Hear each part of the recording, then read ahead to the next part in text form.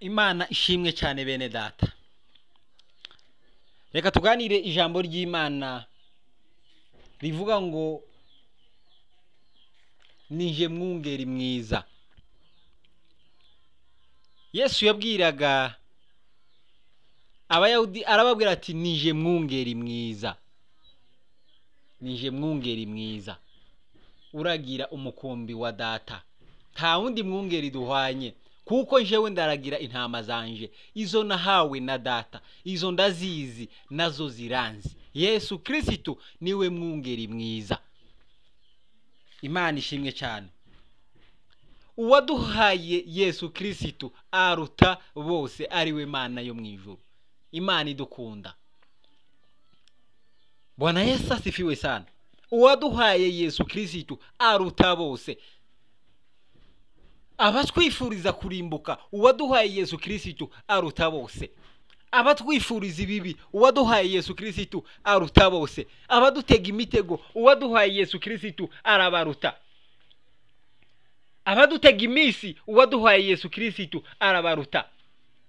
Imyuka yo mu kirere ihagurukira abasenga, uwaduhaye Yesu Kristo arayiruta. Bwana Yesu asifiwe sana.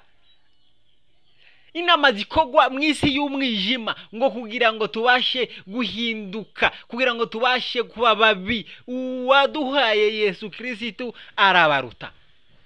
Imana ishimwe cyane.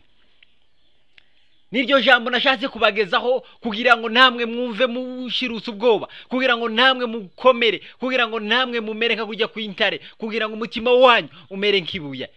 Bwana Yesu Kristo ashimwe. Bwana Yesu Kristo atukuzwe. Uwaduhaye Yesu Kristo arabaruta. Uwaduhaye Yesu Kristo araruta ibyago. Uwaduhaye Yesu Kristo araruta imibabaro. Uwaduhaye Yesu Kristo araruta ibigeragezo. Imana ishimwe. Uwaduhaye Yesu Kristo araruta ingwara. Uwaduhaye Yesu Kristo araruta ibibazo tumazige dutekerezaho nta bisubizo. Uwaduhaye Yesu Kristo araruta ibyo byose. Kandi Yesu Kristo aravuga ngo abo data yambaye ngo mbafite mu kiganza cyanje, ngo abo ndabafite, ngo kandi ntawe ushobora kubamvuvunuramo, ntawe ushobora kubakura mu bwoko kwanje, kuko nabahawe na data. Ndi umukozi w'umuhanga, sinza mbasha gutenguha data uko bimeze kose, inza nkora icyo data yantumye. Kandi uwaduhaye Yesu Kristo arabaruta. Imana ishimwe cyane. Uwaduhaye Yesu Kristo araruta ubukene. Uwaduhaye Yesu Kristo araruta ibihe bibi. Uwaduhaye Yesu Kristo araruta inshuti zose zituvaho. Uwaduhaye Yesu Kristo aruta indyarya. Imana ishimwe cyane. Haleluya Yesu. Uwaduhaye Yesu Kristo araruta ibyo tumaze igihe twibaza. Imana ishimwe. Reka dusangire ijambo ry'Imana tuza gusanga ni muri Yohani isura 10 umurongo wa 22. Imana ishimwe cyane.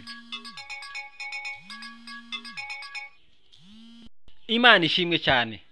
Nako nari reka dusubire inyuma tuvuge dusome no murongo muri Yohani isura 10 duhere ku 11 wenda tugarukire nko ku 13. Haravuga ngo nije mwungeri mwiza. Umwungeri afira intama ze, ariko uragirira ibihembo atari umwungeri bwite, kandi n'intama atarize.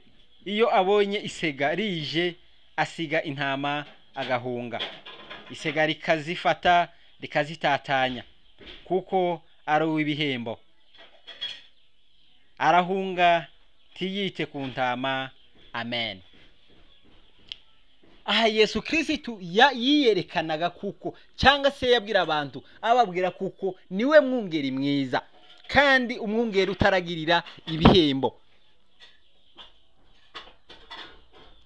Kandi cyongeho umwungeri mwiza agapfira intama ze, ariko umuntu wese aragirira ibihembo, uwo wese yabonye isegariye abasha kugira gute? Abasha guhungirira intama. Intama zigafatwa n'isega, isega rikazitatanya. Kandi iyo intama zimaze gutatana, imwe yagiye ukwayo, intama isega rizarifata intama rikabasha kuyica.